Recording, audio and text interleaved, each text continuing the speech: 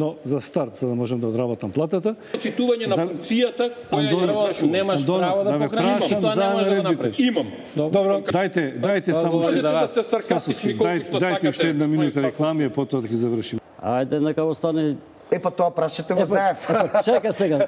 Патот до пеколот е поплачен со добри намери. Прочистување на избирачкиот список. Уште не ќе очистиме. Значи, ако расчистивме, а не расчистивме очигледно, така биде некаде околу 9 часот, значи за 2-3 минути. Во времето на Бранко Црвенковски. Немојте така. Онтолошки тие се тука. Најкратко кој Ја таму ама до пола книга се одбележали. Нема да читаме цел. А ве молам режија.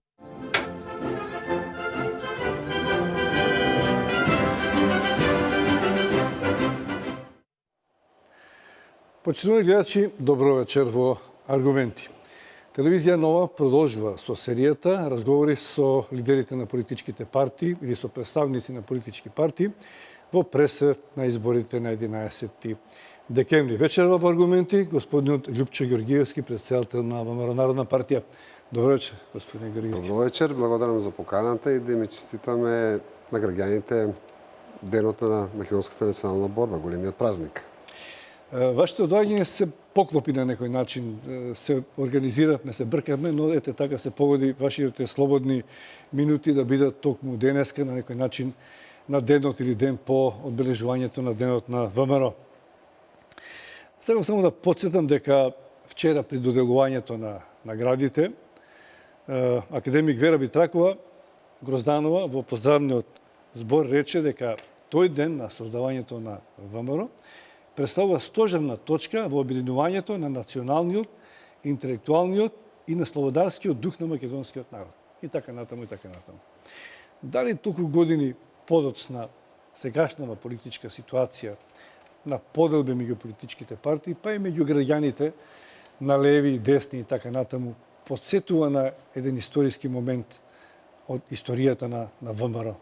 Видите, обично многу историчари, интелектуалци, па и политичари сакаат да зборуваат дека македонскиот народ е нешто посебно разединет или нешто посебно има специјална ситуација каде што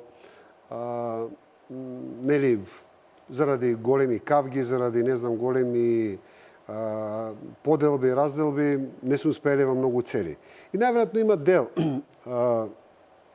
од таа вистина, во таа приказна.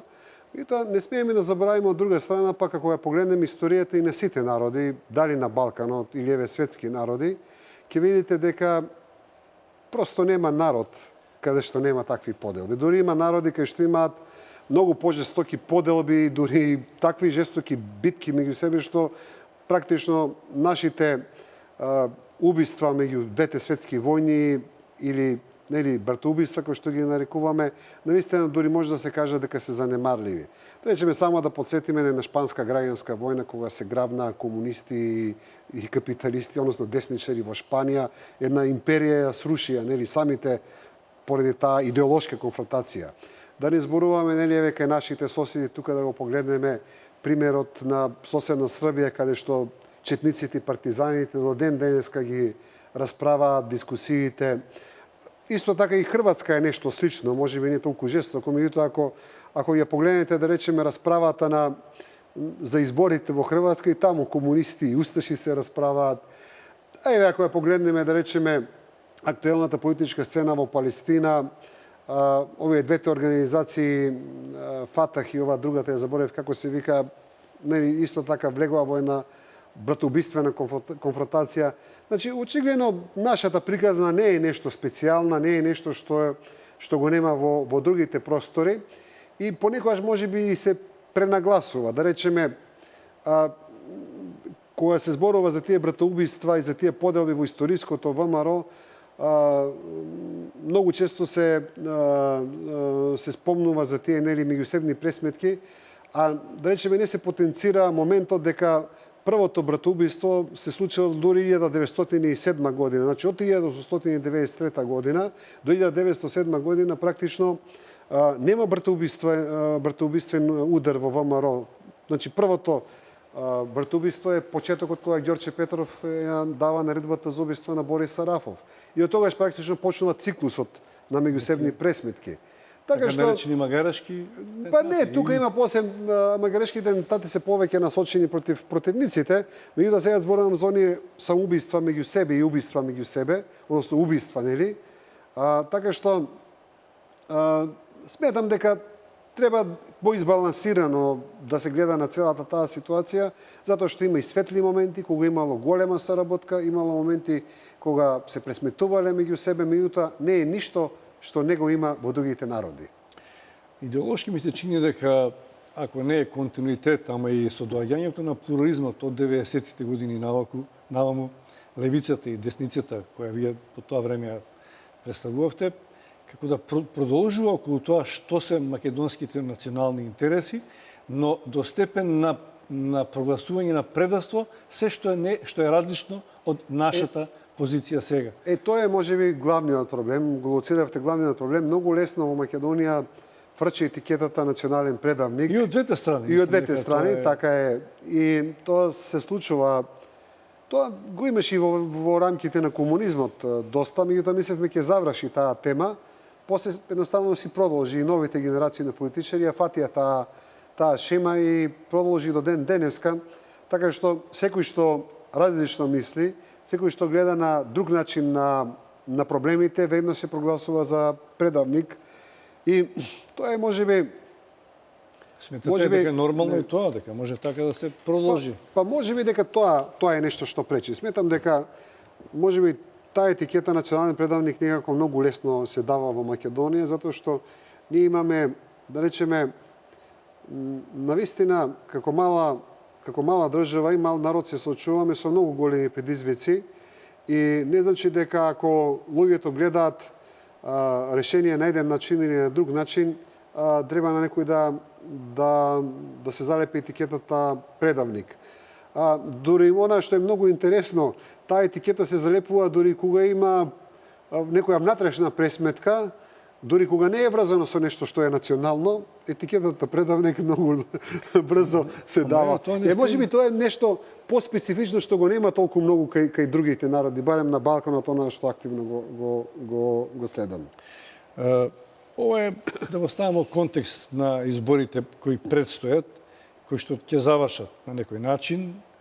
Дали очекувате дека оваа политичка криза во која веќе подолго време се наоѓаме ќе заврши со тие изборите? И прифаќањето на резултатите е многу важно. Не само да се дојде до изборите, бидејќи на некој начин се чини, ако тоа се постигне, дека оваа тензија или овие разлики до тој степен за кој што говориме сега, може би малку да спластат и Македонија да земе здив, да тргне напред. Јас би сакал оваа криза да заврши овде со изборите, меѓутоа морам да кажам дека сум малку песимист дека ќе заврши. Зошто? Па прво мислам дека многу од работите ќе продолжат и понатаму како дискусија ќе бидат отворени. Прво, не знам самиот ден на изборите дали резултатот ќе биде прифатен од едната и од другата страна. Второ, веднаш после тоа имаме локални избори, каде што битката практично ќе си продолжи политичката. Трето, тука е работата на СЕО, која очигледно нема да заврши со изборите, туку ќе продолжи и понатаму во наредните месеци. Така што, мислам дека многу отворени прашања кои се отворија нема да бидат завршени до парламентарните избори, ќе продолжат. Кои особено точки мислите дека ќе останат како надвиснати над политичкава разрешница? Па генерално за едината на Македонија или тековните проблеми кои сега постојат меѓу двете политички табори? Па мислам дека има една генерална идеја која не гледам никако дека ќе се реши. Тоа е проблемот големиот проблем со Грција. Дали сме спремни после изборите да направиме еден чекор и да одиме понатаму во евроатлантската интеграција. Во овој момент јас тоа не го гледам дека политичките партии во Македонија се подготвени да одат на таков чекор, што значи дека генералната криза, глобалната криза на Македонија ќе остане. Ние понатаму ќе бидеме надвор од таа евроатлантска интеграција, што мене многу сериозно ме загрижува, затоа што живееме во едно многу опасно светско време. Мислам, глобалната политичка состојба е многу опасна за да можеме да бидеме мирни за реалното геостратешко позицирање на Македонија. Меѓутоа ќе останат и многу, како да кажем, досега внатрешни, сопствени отворени прашања кои се отворија, а никако не гледам дека ќе бидат решени. Прво, јас сум скептичен дека дека и двете страни се спремни да ги признаат резултатите на изборите, така што тоа прашање најверојатно повторно политички ќе биде отворено. Меѓутоа, во секој случај, тоа прашање ќе биде надминато ако меѓународната заедница ги признае изборите како легитимни, така што барем за малку ќе релаксира таа состојба. Меѓутоа, сметам дека прашањата што му беа дадени како задача на СЕО, повеќе од тие прашања практично тешко ќе можат да се затворат пред изборите. Може би само дел од нив ќе бидат доотворени и ќе бидат ставени на маса, и тоа не гледам чисто временски дека нешто од тоа може да биде затворено пред изборите. Така што најверојатно тоа ќе продолжи да биде оружје во раците на одредени политички партии против противникот и тоа ќе се влече најмалку уште година дена, ако не и подолго.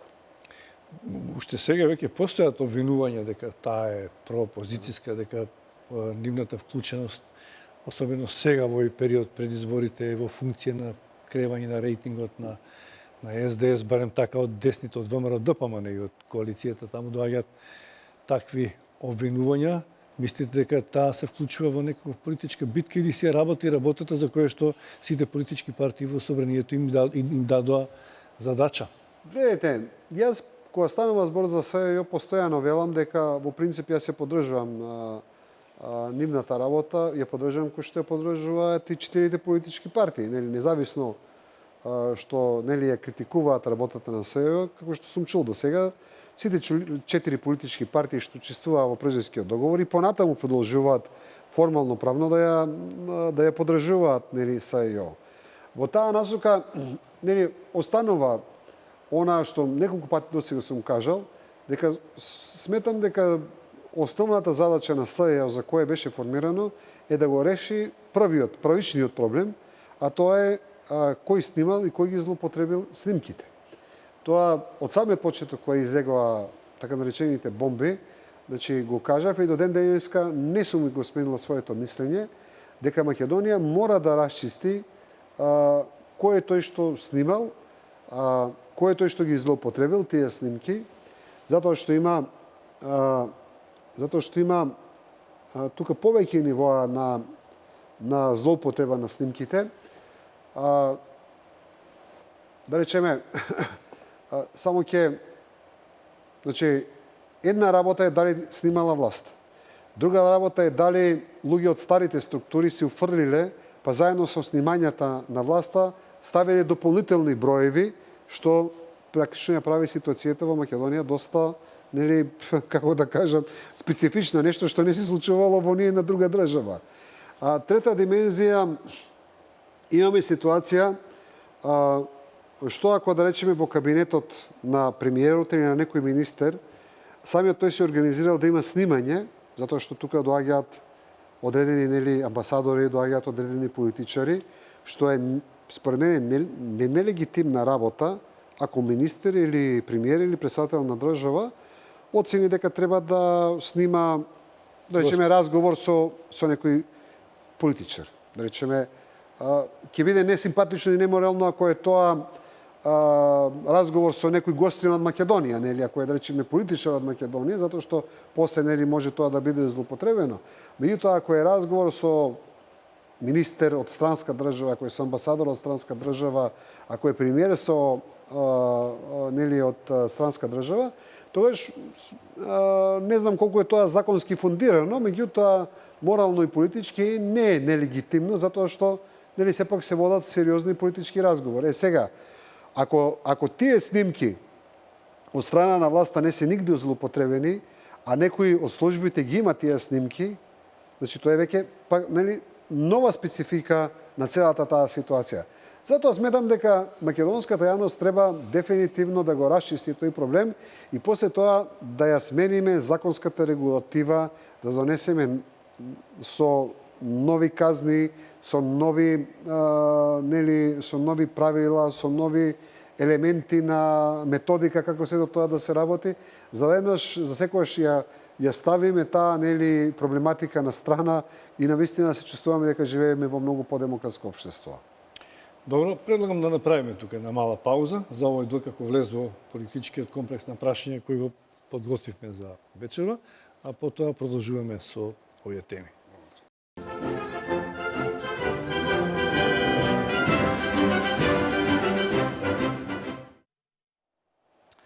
Еве повторно во аргументи на ТВ Нова вечер разговараме со господинот Љупче Георгиевски, претседател на ВМРО Народна партија.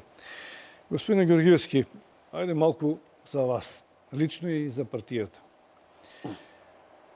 Во вашата долгогодишна политичка кариера имавте и славни моменти од 90-тите години наваму, но имавте и, како и секој политичар, и падови. Или еден поголем пад, по кој повеќе пати најавувавте голем политички камбек. Но тој како да изостане. Па гледайте, Други интереси на ако погледнете, или... ако погледнете, нема политичар кој си заминал или барем кога заминал, после него не се пишувало лошо обично, барем во блиската дистанца. Па после нели со тек на времето, од дистанца на времето веќе доаѓаат вистинските оценки колку бил квалитетен и колку бил неквалитетен. Видите, факт е дека 2002 година кога се повлеков, јас сериозно нели го најавив тоа повлекување, а потоа нели се случува серија на настани кои некако ме враќаа во политиката постојано, иако постојано најавував дека нели ќе се повлечем во тоа што се нарекува партиско-политички живот, значи трка на избори, трка за колку ќе се освојат места за парламент, за локални избори, сите тие работи. А од друга страна, секогаш сум велел од она што се нарекува чисто политички живот, најверојатно никогаш нема да се откажам, не да давам изјави политички, да коментирам настани. Меѓутоа, најверојатно водењето политичка партија е малку поголема одговорност и човек понекогаш мора и да внимава на политичките оценки, додека ако настапува вака сам како индивидуалец, како политичар, тогаш навистина може малку по-растоварено да ги кажува своите политички идеи, своите политички визии. Во таа насока сметам дека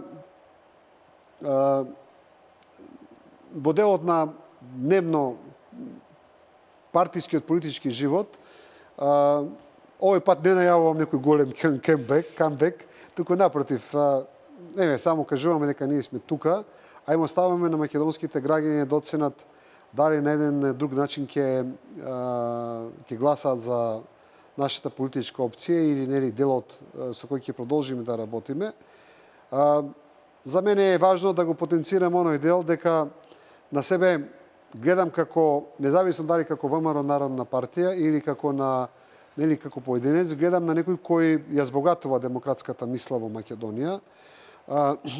Сметам дека сум политичар кој прави политички провокации и сметам дека тоа е богатство во Македонија. Да се отвараат некојаш некои теми кои секој друг се плаши или калкулира што ќе мислат неговите гласачи за тоа.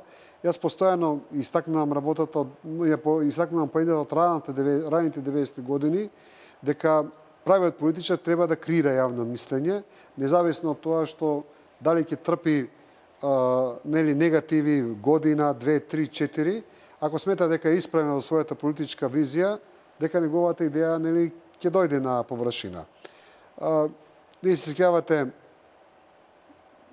мислам се сеќавате на таа рани тие 90-ти години, колку критики трпеше идејата за самостојна и независна Македонија во самиот старт, а денеска вие гледате луѓето се тркаат да докажат кој повеќе учествувал во таа идеја.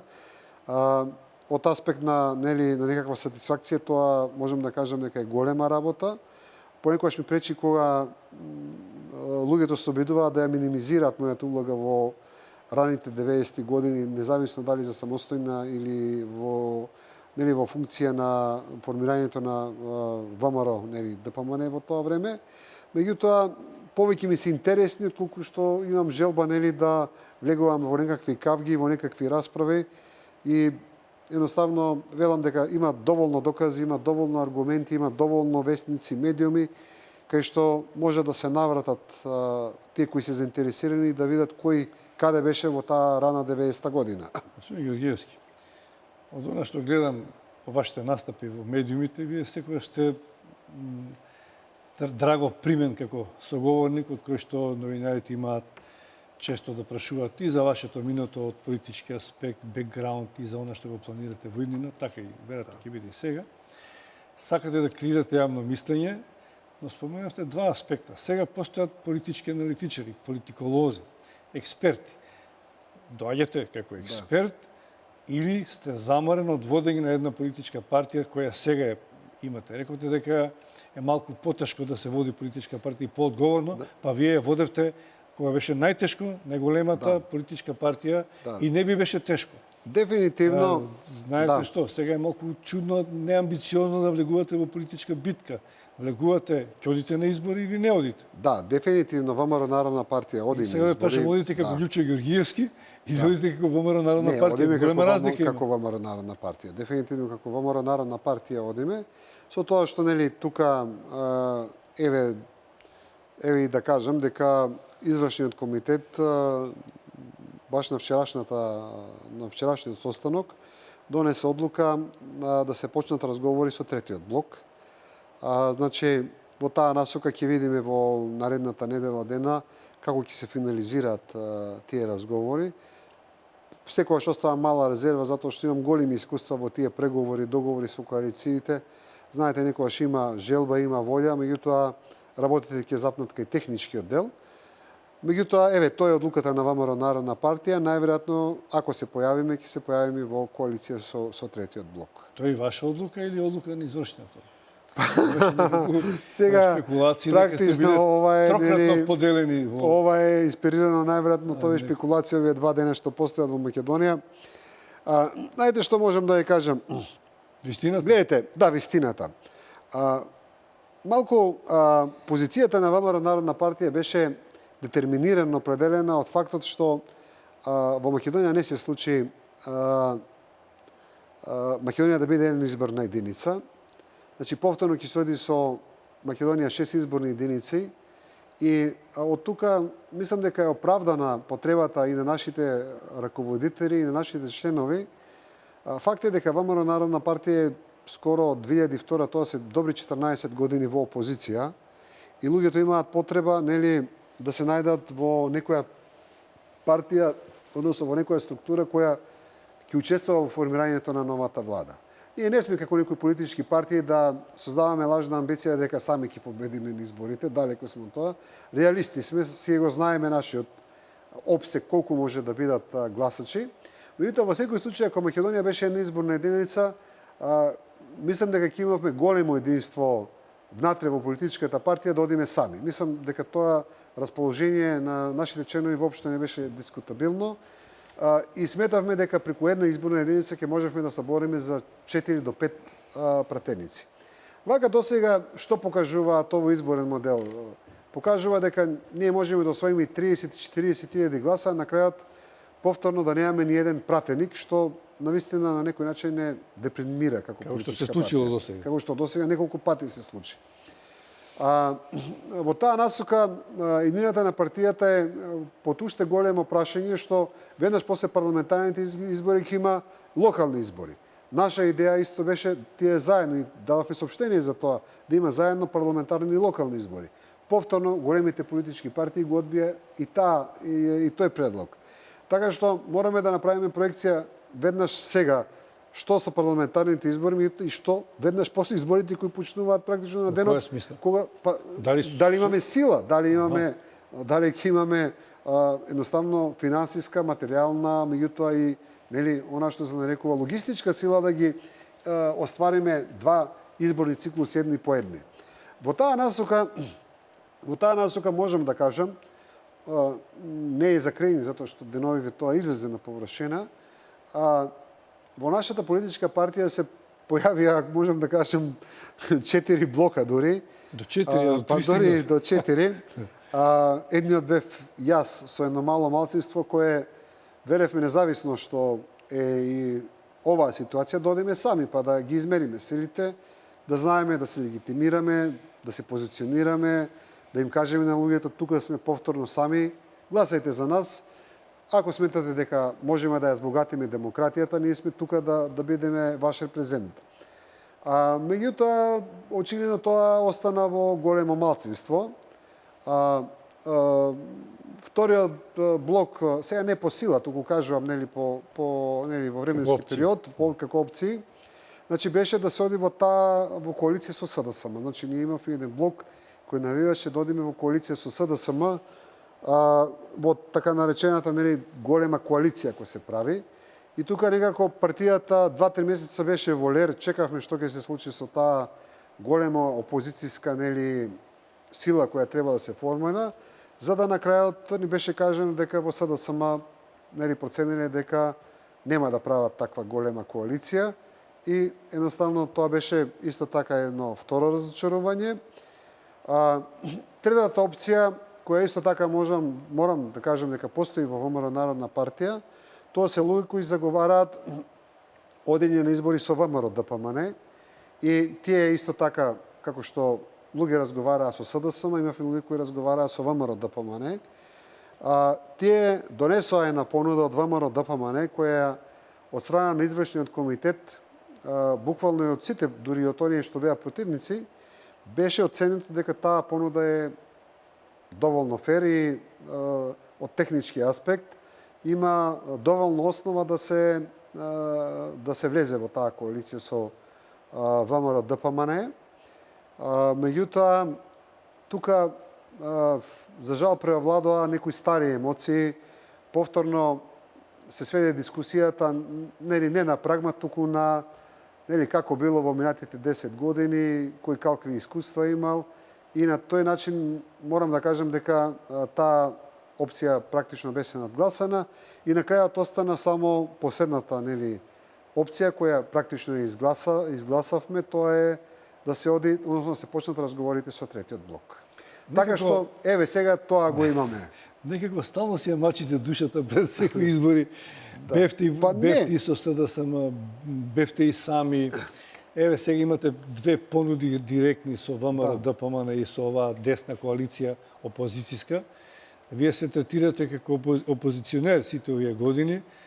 А зашто не пробате со ВМРО ДПМН ако Реално е така. Но вие, дали е точно дека вие не сте се сложили со тоа и сте рекле кој сака нека оди со оваа десна коалиција за која што Не, мојата опција беше да се оди сам. Значи јас тоа им го кажав на луѓето, меѓутоа и покрај тоа што мене 25 години ме прават недемократ, многу стари членови на ВМРО ДПМН ќе се потсетат колку пати сум бил надгласуван во старото ВМРО ДПМН.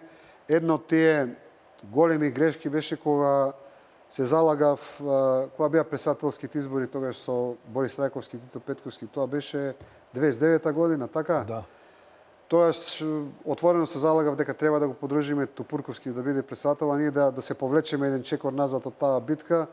Бев убедливо надгласан на Централниот комитет и сметам дека тоа беше почеток на крахот на тогашното ВМРО ДПМН. И многу пати во историјата на старото ВМРО ДПМН се случувало да бидам надгласан. Еве вака, вчера бев надгласан и во ВМРО Народна партија. Не е тајна затоа што веќе излегува некои од тие шпекулации. Меѓутоа, навистина, она што јас ќе го почитувам како председател на партијата ставот и нормално ние ќе ја продолжиме битката така како што е. Мислам некога сум го прашал некојаш во едно интервју и не само јас. Значи, од ВМРО ДПМН се создаде ВМРО НП, после она разделба. ВМРО НП 2002 до 2006 имаше 13 пратеници. Да, тие беше при значи, беше една моќна политичка групација која во 2008 имаше само тројца пратеници. Пет Има, мислам дека имаше тројца. Да, сега не знам на кои избори беше беа 5, па од 2006 до 2008. така е, да. Ги губите пратениците. Сега почнувате повторно ново. Значи, колку очекувате да добиете во било која комбинација пратеници и што Љупчо Ѓоргиевски има ново, рековте нашата политичка опција. Која е новата политичка опција која нудите, освен демократично, за кој што најчесто говорите како нова идеја? Љубиша, гледате сега вака. Битка, бидејќи како сите места се зафатени веќе. Значи, гледайте, јас можам да кажам дека падот на ВМРО Народна партија многу се содржи на една медиумска изолација во која функционираше нашата политичка партија практично 6-7 години и покрај тоа што ние секогаш сме били присутни. Втората работа е можеби во тоа што Не знам дали бевте многу присутни, господин Георгиевски. Имате еднаш годишно едно соопштение, мала пресконференција. Не, вака сега. На нашите пресконференции, за разлика од тоа како сте настапувале порано. На нашите пресконференции не доаѓа медиуми со години. Јас можам да ја кажам 3-4 телевизиски станици кои не ме канале 10 години, по 10 години да настапам кај нив. Знаете, значи, ние одиме по тоа што ќе понудите на пресконференцијата. Ако се занимавате со актуелни тешки политички прашања, тука си имаше ќе ве третираат, но ако тука се занимавате со ефермени работи кои што сметаме дека не се дел од политичката битка, нема да ве третираат. Тука си имаше една смислена блокада, меѓутоа она што е поважно прашање, што вие го поставувате прашањето, што е тоа што ВМРО Народна партија ќе го постави? Значи, еве да речеме што може да го отвори, тоа е што може да го направи ново. Па најверојатно можеме да направиме нешто што е старо во Македонија 25 години и што во почетокот на после падот на Југославија како комунистичка недемократска творба беше главната цел да ја донесеме демократијата во Македонија.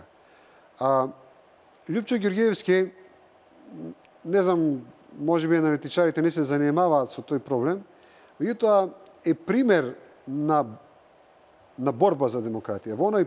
Во на прва фаза од 90 до 98 година, мислам дека никој жестоко толку не ја се спротивуваше на тоа првично наследство на Сојузот на комунистите на Македонија како, да речеме, јас со сето она што не го прави во тие 8 години. Но тие се во опозиција.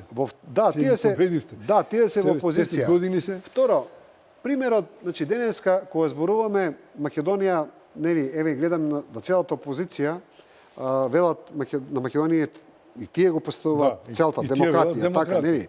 Ќе вратиме демократијата. Значи, јас велам, кога Македонија била подемократска, од тој период 98-2002 година. Значи, ако сакате, значи да направите демократија, сега зборам на оние граѓани кои се независно од неутрална позиција, од партиска позиција, кои сметаат дека главната работа во Македонија е враќањето за демократијата, значи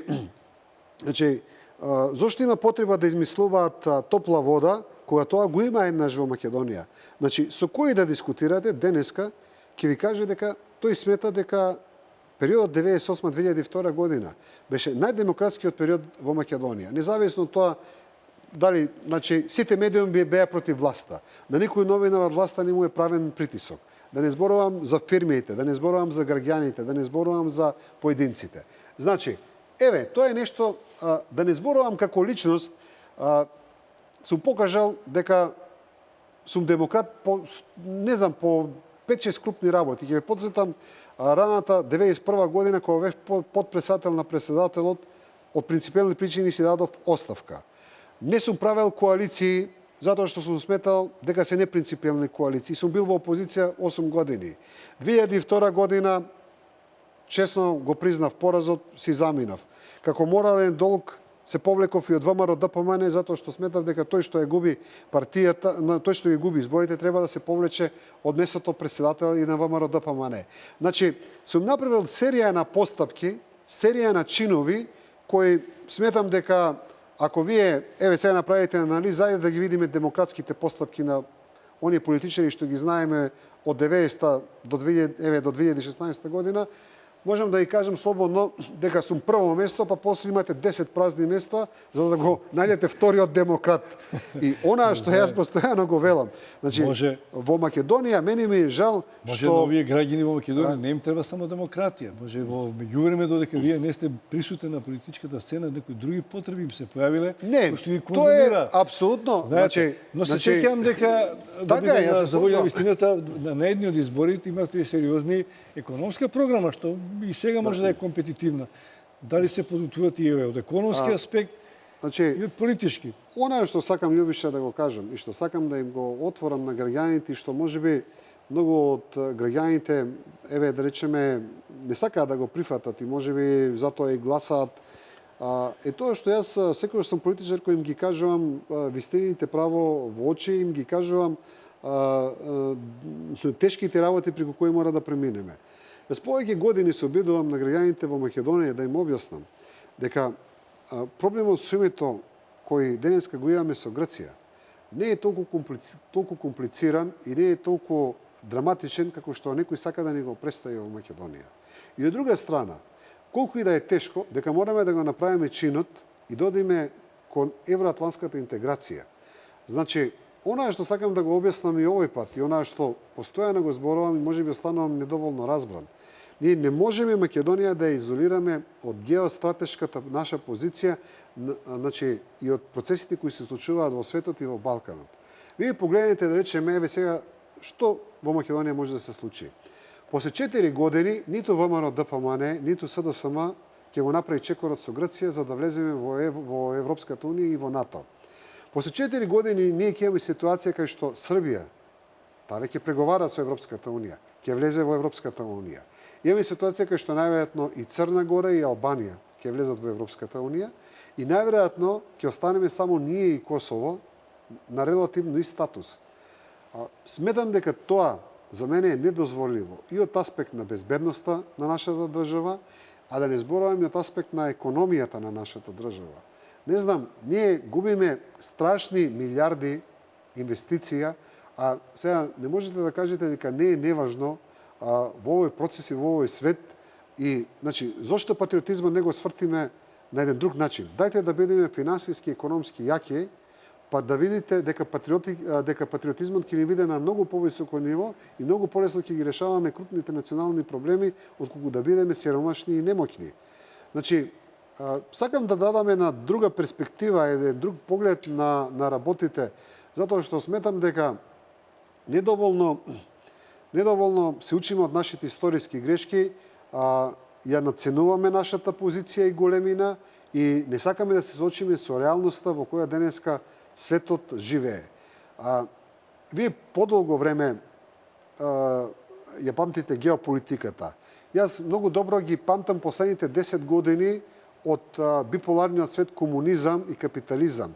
Меѓутоа, во последните 10 години, да речеме 80 до 90 година, односите ќе ве подсетам и повозрастните, односите меѓу Русија и Америка беа поблаги отколку ова што го гледаме во последната половина година. Ние во последните 10 години од распадот на блоковскиот свет не слушавме толку зборови за можна трета светска војна, за нуклеарни напади, како што слушаме во последните половина година. Значи, сето тоа во последните 10 години немаше толку војни и кризни жаришта кај што се распаѓаат држави, луѓето масовно стануваа бегалци, кои што го гледаме во последните 5-6 години. Значи, ние не можеме како држава да се изолираме од една таква ситуација. Значи, светот е премногу опасно место и ние сега да речеме ова е неважно за нас. Некои се изолирали. Па, гледайте, ние дефинитивно со ова сега што ни се случува и ова што сме изолирани. Факт е сега, ние тоа го сведуваме на тоа дека светот е во завера против нас, светот не знам заради вакви или такви причини работи против Македонија. Работите се многу едноставни. Грција е член на Европска унија и НАТО. Грција во овие 25 години успеа да го наметне и да го забетонира својот став и во Европска унија и НАТО. Тие се солидарни со нив и тие јасно ја праќаат пораката. Ако сакаме да влеземе во тој свет, што треба да направиме? Кога говорите вака, сакам да ја прашам кој ви е сега таргетот од гласачите, на која група и се обраќате, бидејќи често пати кога говорите вака звучите опозициски со идеологија која што можеби сега ја говори и опозицијата, СДСМ и коалицијата. Пошто ќе го препознат стариот Љупче Георгиевски како ВМРО-вец, како десна конзервативна партија, за да може да препозна дека вие не сте станале комуњар или СДС-овец? Не, гледате, во кој сегменти од политиката и економијата? Овие ставови што ги кажам, никош не сум ги чул толку децидно од страна на СДСМ. Јас сум промотор на таа идеја 5-6 години наназад И се радувам ако некој интелектуалец, независен новинар или некоја политичка партија ги прифаќа дел од тие идеи. Знаете, барањето на помош за решавање спорот со име, тоа не го прокламира. Инаку јас лично сметам лично сметам дека СДСМ и да дојде на власт ништо нема да направи од тоа, затоа што нема да има доволно маса со која може да го спроведе. Тоа е работа која треба да го направи и левицата и десницата, сите политички партии да бидат свесни. Инаку, она што е тоа што е препознатливо. Бидејќи 94 беше независна Македонија. Таа живееме сега. Она што го зборувам дека патриотизмот, новата дефиниција на патриотизмот е токму тоа, да бидеме економски јака држава и етаблирана во евроатлантската структура која ќе не гарантира трајна безбедност на овие простори. Мислам дека тоа е новата дефиниција на патриотизмот. Тоа го говори сегашното ВМРО да помене. Значи, тие работа за странски инвестиции, економски раст и така натаму. Значи, зборуваме... Мора да се препознаете. Значи, гледайте сега, зборуваме за различни параметри на работите. Значи, вака сега. Ние сега имаме на политика на ВМРО-ДПМН која во голема мера се заснова на земање на кредити. И да речеме тие кредити во одредена ситуација ќе мора да се враќаат. Сега вие која погледнете ситуацијата, значи не би зборувал за Грција затоа што Грција ги испуштила многу од тие возови и многу од тие шанси, не ги проценила како што треба да ги процени и покрај тоа што може да се случи како членка на Европската унија, како што стојат работите, после 5-6 месеци да и простат половина од долговите и повторно, значи, ќе испадне дека правилно ја водела работата. Замислете, ако и простат 130-40 милиарди, а најверојатно има муабет дека и тоа може да се случи. Погледнете го примерот сега, да речеме, не сакам да го сватите тоа во ниедна насока негативно, видите, ја спомнувам Бугарија затоа што можам да ги следам нивните портали и ги гледам нивните процеси во поглед со Европската унија. Дајте да ја направиме споредбата со една Бугарија, да речеме, еве јас кога сум бил премиер и сега. Еве јас ќе ви кажам еден пример. Значи, ние сакаме да ги минимизираме односите со Европската унија, односно влезот во Европската унија. Бугарија за првите 7 години од Европската унија има добиено 10 или 11 милиарди евра. Пазите, тоа не се пари кои треба некој да ги потцени. Во наредните 7 години треба да добие 14 милиарди. Јас ве прашувам, кога ние ќе ги постигнеме, односно кога ние ќе го заработиме, сами да работиме и да земаме кредити, кои дури мора и не треба да се натовар, кога ќе ги заработиме ние тие пари од соседна Бугарија. Значи, ајде да ја сега направиме анализата. Каде беше Бугарија и Романија би ја ставил на таа листа, 2001 година, јас кога сум бил премиер и сега.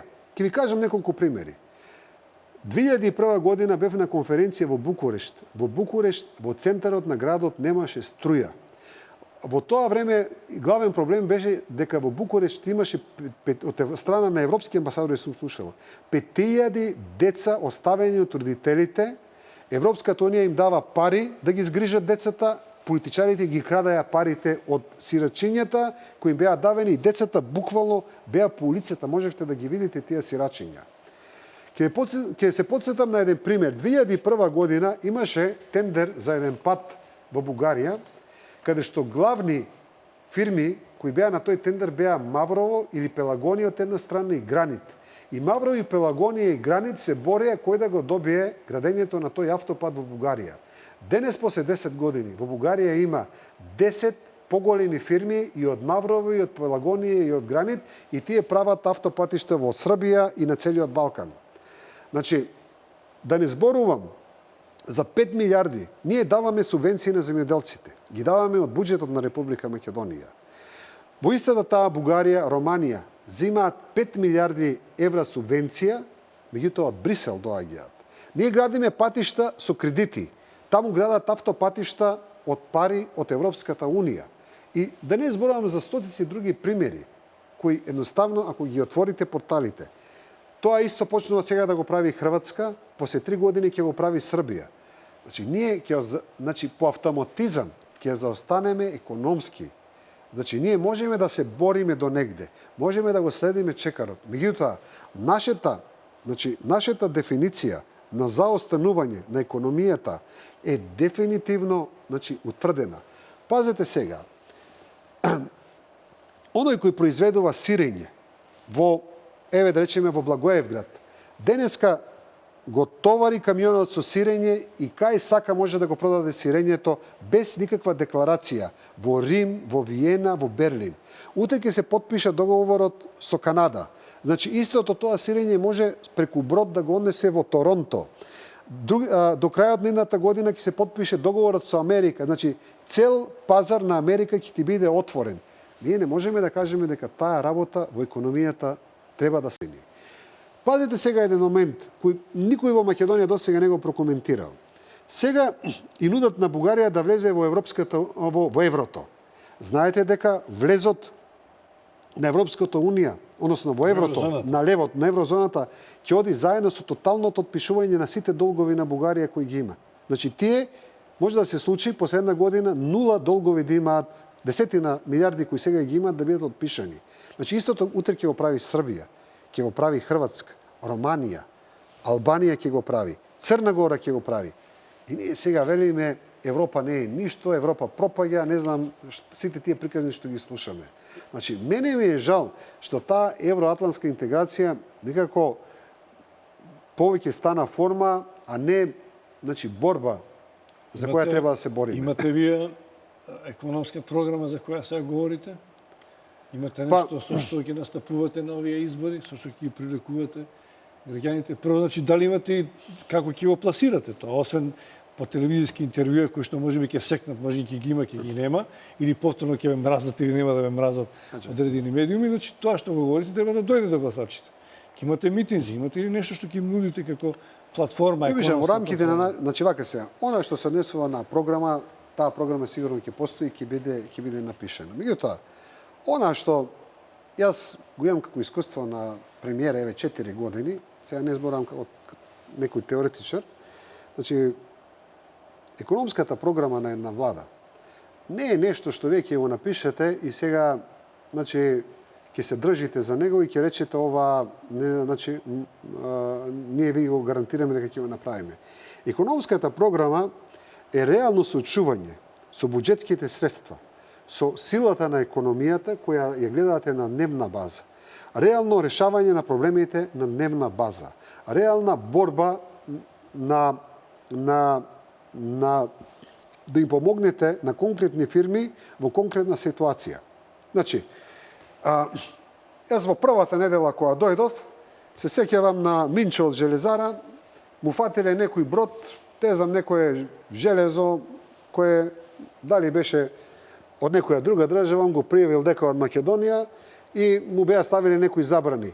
Првата работа што ја правев, да му го решам проблемот на Минчо, да може да извезува железо во Европската унија. Тој после една година го заборави тоа и до ден денеска ме гледа негде како непријател.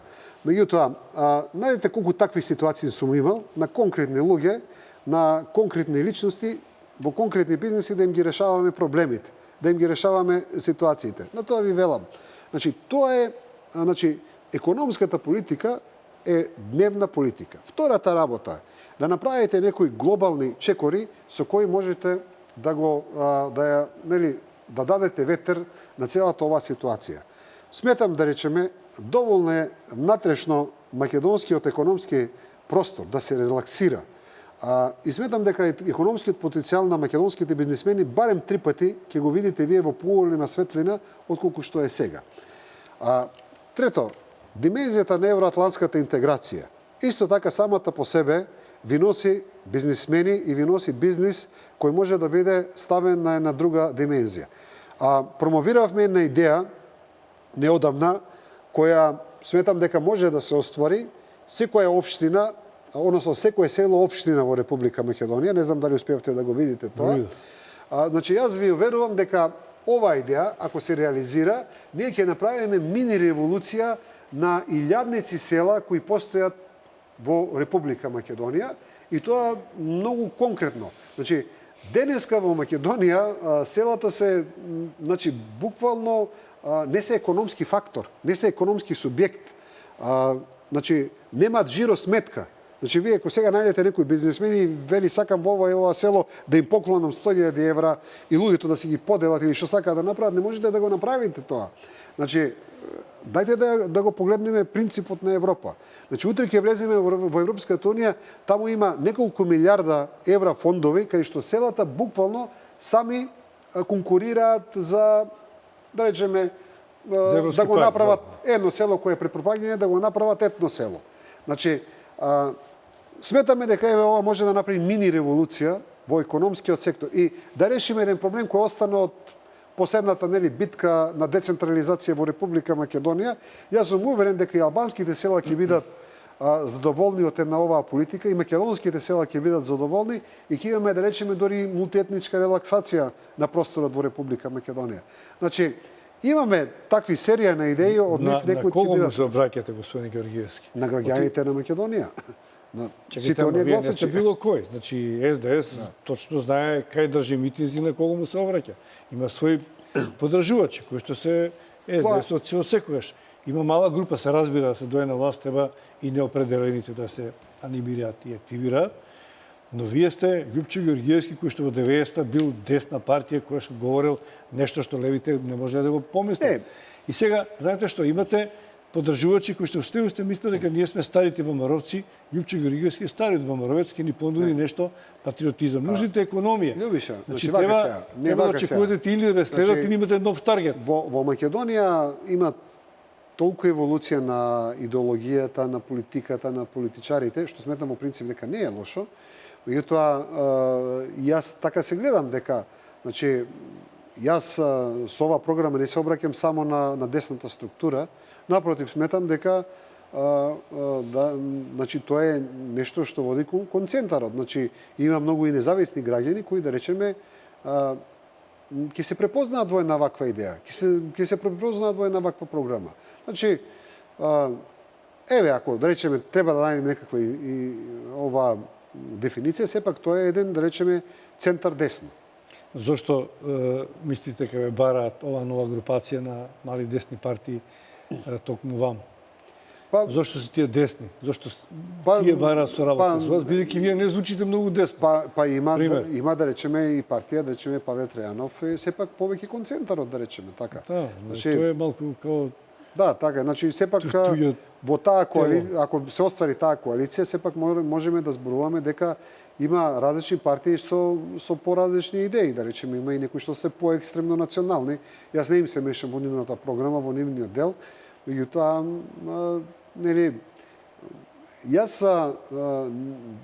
можам да ја кажам дека времето на екстремната национална политика во Македонија одавна е завршена и дека вистинската национална програма денеска треба да ја гледаме преку евроатлантската интеграција. Тоа е работа која ја зборувам подолго време. Во овие големи групации на политички табори кои што се формираат и од страна на опозицијата и од страна на владачката ВМРО-ДПМН, партиите кои што влегуваат внатре на некој начин како да се обезличуваат или не можеме да ги видиме на медиумскиот простор, на политичкиот. Ние не знаеме какви програми имале, што пледираат, колку се сложуваат со доминантната партија во која влегле. Очигледно вие би имале проблем во било која групација да влезете или ќе сакате да се индивидуализирате. Обезличувањето е, морам да ја кажам, пракса на сите страни. Значи, обезличувањето го погледнете во левицата, исто можете да го констатирате. Ако обезличувањето го погледнете во десницата, еве да речеме, сега ако ги погледнете СДСМ, тие исто не се тоа што биле 90-та година. Ако го погледнете ВМРО-ДПМН, исто ќе видите дека, да речеме, и таму имате едно обезличување, нели? Ако ја погледнете, еве да го погледнете овој простор што видите, исто тоа го постои. Видите, она што е интересно, ако погледнете и европскиот политички спектрум, и сегде можете да го забележите тоа. Го таму, ние треба да гласаме заедно за овие политички опции. Не, сакам да ја кажам дека тоа е партија, ние гледаме само две групации. Сакам да ја кажам дека тоа е еден тренд кој е присутен сегде. Така што и во Македонија тоа постои. Значи сега не мора тоа да се каже дека е обезличување, можеби тоа е Сепак вие водите една политичка партија која треба да се наметне на политичката. Можеби сме сите жртви на она што се нарекува глобализација тотална, нели, и во Европа и во Македонија. Но вие пак како аналитичар говорите, се говорите како лидер. Зборувам како ако се помириме со тој факт дека сегде во светот, тоа ништо не е. Значи ние треба да ве препознаеме сите од башка што се вели. Љубиша, значи вака се, она што го зборувам баш како лидер на политичка партија, меѓутоа се обидувам да бидам реален. Тоа е тоа, значи сите се стремиме кон таа нели општа глобализација и во таа општа глобализација мораме да се менуваме себе и да го менуваме до негде речникот. Инаку сметам дека времето на екстремен национализам е завршено.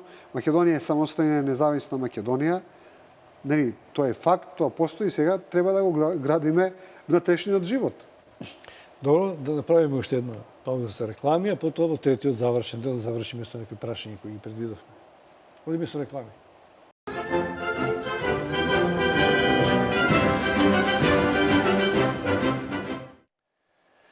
Господин Георгиевски, вие не сте од вчера. Вие не сте човек што нема искуство во политичка организација, политичко действување, што не знае како се води политичка битка. Од времето. Значи, знаете дека се потребни пари, дека се потребни кадри, и дека е потребна организација, и дека се потребни медиуми. Овие неколку елементи ги собравте, ги ставивте на купчи, ги одмеривте силите. Значи, изборни штабови низ Републиката, посета, анимација на граѓани. Да, првите на кои средства се ослонува на првите два дела, мислам дека работиме. На третиот дел со медиумите тешко морам да ви кажам дека медиумите никогаш не би биле, како да кажам, како заедно. Ние не можеме да победиме, не сакат медиумите. Не сме толку фаталистички сега. Цела опозиција некако мисли дека само со медиуми се. Вие дојдовте на власт кога ниеден медиум не ве сакаше, господин Георгиевски. Така беше, меѓутоа беше друго време, така е, Зашто друго време, ама беше и друг Љупчо Георгиевски. Така и се сложувам, дека така беше, да. Тогаш се батериите ги имавме друга енергија, тогаш беше друго присуство во Македонија, движење. И имаше и друга енергија кај луѓето. Сепак, денеска, да речеме, мислам дека оној елемент на собирање на митинзи, на одење по ова, значи, некако е опаднато сето. Ама затоа предизвикувате сомнеш за амбициозност и искреност на вашите намери, дека вие сакате цела партија да внесете во политичка игра. Ама, Љубиша, значи, знаете, со малку труд, малку резултати. Не, гледате сега, реално сега, некои работи се навистина лимитирани. Сега, например, ние што сме имали искуство? Ние сме имали искуство на изборите, ќе одиме ќе направиме митинг во некоја градче, па после ни ги лоцираат луѓето и ни ги купуваат. Така што, знаете, јаки луѓе имате тоа. Значи дури имавме вакви парадоксални ситуации, тоа на последните парламентарни избори. Таму кај што сметавме дека имаме појаки комитети, имавме послабо гласачко тело. Таму кај што немавме дури комитет, се појавуваа гласачи кои едноставно дури не изненадуваа со нивниот број. Значи, мислам дека сепак некако во последните години луѓето не најслободно ги изразуваат своите мисли и своите политички определби. Се надевам дека со сите овие сега промени, со Пржинскиот договор, со овие реформи што се прават во Македонија, дека сепак има малку една поголема слобода на изјаснувањето на граѓаните и затоа нели сметаме дека и шансата ќе биде поголема. Колку време посветувате на фондацијата, а колку на партијата? Не, фондацијата воопшто е ставена во мирување. Фондацијата е ставена во мирување. Зашто ви служи фондацијата? Што фондирате со фондацијата? Не, нема, просто на фондацијата нема. Еве, сега да нема некакви да нема никакви да речеме шпекулации на фондацијата и нема никакви скоро средства што доаѓаат или одат од таму. Таа фондација беше практично идејата беше кога се повлеков во ВМРО ДПМН, ако се сеќавате, би беше како едно место преку кое да речеме еве ќе ослободам политичката партија ВМРО ДПМН. Меѓутоа дека преку некои си действувам, ќе кажувам одредени политички ставови или сето тоа. Значи тоа беше тој период, а после тоа едноставно не ја згаснувам. А кој финансира ВМРО Народна партија? ВМРО Народна партија е финансирана од индивидуалци и од нели минимални средства од буџетот што доаѓаат. Значи, Давате ваши пари? да, и во еден добар дел и мои пари давам, така што гледате, љубише, тука повторно доаѓаме до едно нели општо лицемерие кое е во Македонија. Знаете, секогаш кога ќе се каже финансирање на политички партии, настануваат медиумски, нели тука сега надпревари на лицемерна политика. Јас постојано велам, значи ние нема да имаме вистински повеќе демократски систем ако финансирањето на политичките партии не го направиме како што тоа е решено во секоја нормална држава. Дајте да видиме во Германија, во Франција, во Италија, во Шпанија, колку проценти од буџетот одат на политичките партии. Значи, во тој момент ние ќе имаме независни политички партии кои ќе можат сами да функционираат и сами да бидат ослободени од не од врзување со бизнисмени, туку да бидат, да речеме, ослободени и од опасност од некакво коруптивно, да речеме, однесување. Јас тоа исто така со многу години го велам дека во Македонија мора политичките партии да бидат финансирани со јаки финансиски средства од буџетот. И на тој начин ќе имате, значи, повеќе партии кои ќе можат да действуваат во политичкиот систем. Во едно политичко живење, ангажман, освен финансирањето, и самите рековте дека важен дел игра кадровската политика, освежувањето, подмладувањето на партијата, привлекување нови членови, освен гласачи, се разбере, и симпатисери. Како ви оди на тој план? Гледате, јас можам да ја кажам дека ВМРО Народна партија... Зашто нека доаѓа одредени незадоволници, млади луѓе, но некако заради некоја неактивност почна да бегаат. Формираат свој партија, па се приклонуваат кон другите. Заради различни нели интереси, нели имаш и одлевање, имаш и нели дополнување. Можам да ја кажам дека, гледате, како и да го сврдите, ВМРО Народна партија од практично поделбата 2005-2006, не знам кога се појавивме ние прв пат, е перманентно трета политичка сила во Република Македонија и можам да ја кажам дека тоа е еден добар имидж кој е некаква сатисфакција. Процентот на гласачи, процентот на доаѓање е различен во различен период, меѓутоа можам да кажам дека сепак ако успееме, иако сега малку тешко ќе биде мерливо тоа, нели ако се оди во третиот блок, ако успееме да го задржиме тој имидж, е сепак некаква сатисфакција. Уште поголема радост ќе биде ако имаме своји представници во парламентот, затоа што навистина сметам дека избогатуваме демократијата во Македонија, даваме нови идеи на демократијата во Македонија и можеме да понудиме опции кои едноставно не се ни кај едните ни другите. Кога преговарате со овој блок за кој што говорите дека издоминирал на извршниот, дека ќе треба таму да се приклоните, ако е тоа завршна, но и без разлика, во секој приклонување кон одредена поголема политичка групација, со некој бројчен капитал треба да влезете, колку гласачи ќе обезбедите.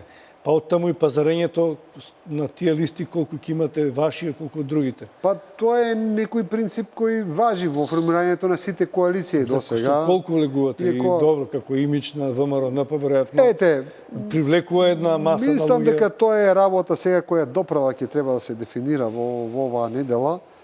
Се надевам успешно ќе се дефинира, меѓутоа во секој случај секој се внимава на политичката тежина на политичките партии.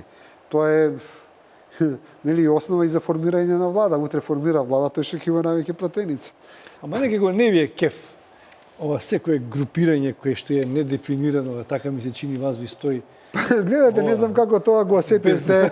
Значи, морам да ви кажам дека значи во секоја коалиција во која влегувате, значи сега, значи ако сте нели разумен и рационален политичар, значи јас сум имал такви искуства на коалиции каде што се договарате 4 политички партии и да речеме еден не си го знае своето место и да речеме иако во основа тој најмалку тежи, зборува највеќе на говорници. Највеќе барање има. Значи тоа е многу лошо кога вие не водите сметка за другите, ако веќе правите коалиција. Јас сметам себе си за рационален политичар и нормално ако направиме коалиција, нормално е дека треба да се откажете од многу своји, да речеме, работи кои ги сметате дека се ваши оригиналности и да се обидете да направите една заедничка платформа во која нема да им пречите на другите. Нема да им пречите со однесувањето, со должината на говорот, со амбицијата. Но и тие да седнаме, но и да. Така е, да, точно е така. Срамота, ако некој говори таму не се согласувате, ќе треба да стоите за нив. Да, точно е така. Да заедно да излезете. Точно е така. Од наша страна нема да има проблем, значи пакт е дека она, да речеме, што е наше специфично, ќе мора малку да се стави на страна и да се негува она што е заедничка идеја или некаква заедничка платформа која ќе биде најверојатно дефинирана во 5, 6, 7 точки. Така што сметам дека тоа е дел од жртвата на коалицијата. Чекайте, ама тоа не е завршена работа. Не е завршено. Не е завршено. Значи, со СДС е завршена, ова се тековни, а ВМРО ДПМН не е отворена опција сега уште. Не е затворено, да речеме. Сега на некој начин не е затворено, да, на некој начин не е затворено, иако глобалната цел е, глобалната идеја е, нели ова, мислам, одлуката е да се прави десниот блок. Господин Георгиевски, ви благодарам што бевте гостин во Аргументи. Ви благодарам и вам. Ви посакувам добра кампања, да најдете сила да настапувате така како што сте замислили, а гласачите и граѓаните го препознаат она опција што ќе им ја нудите, па ви одберете со кој ќе одите.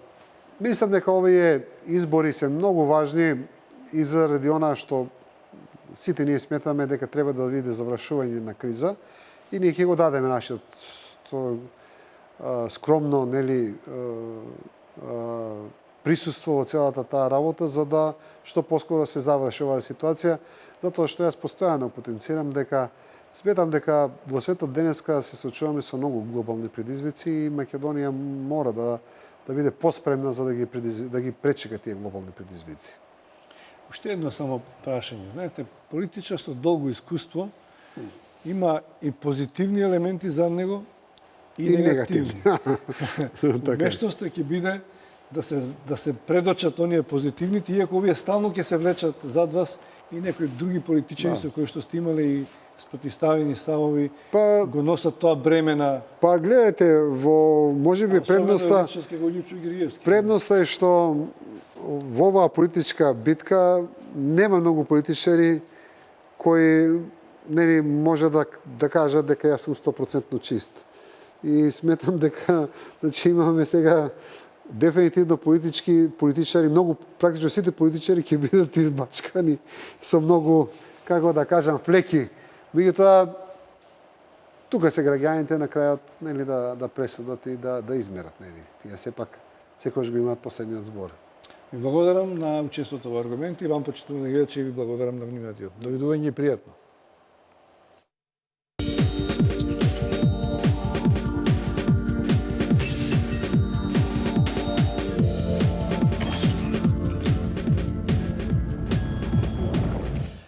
Но за старт, за да можем да одработам платата, Читување на функцијата која ја извршувам. Немаш право да покажеш, тоа не може да направиш. Имам. Добро, дайте само Можете да сте саркастични колку што дайте уште една минута сакате. реклами, а потоа да ги завршиме. Ајде, нека остане... Па тоа прашате го заев. Чека сега. Патот до пеколот е поплачен со добри намери. Прочистување на избирачкиот список. Уште не ќе очистиме. Значи, ако расчистивме, а не расчистивме очигледно, тоа ќе биде некаде околу 9 часот, значи за 2-3 минути. Во времето на Бранко Црвенковски. Немојте така. Онтолошки тие се тука. Најкратко кој Ја реди. таму, ама до пола книга се одбележале. Нема да читаме цел. А ве молам режија.